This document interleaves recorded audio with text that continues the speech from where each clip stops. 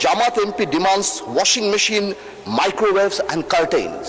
আমি ওনাকে এমবারাস না করে আগামীতে যদি ওনার পর্দার মাইক্রোওয়েভ লাগে আমি আমার তরফ থেকে ওনাকে একটা মাইক্রোওয়েভ দিতে চাই। এবং लेकिन एक सेकंड একজন সদস্য তার সুবিধা অসুবিধার কথা বলেছেন।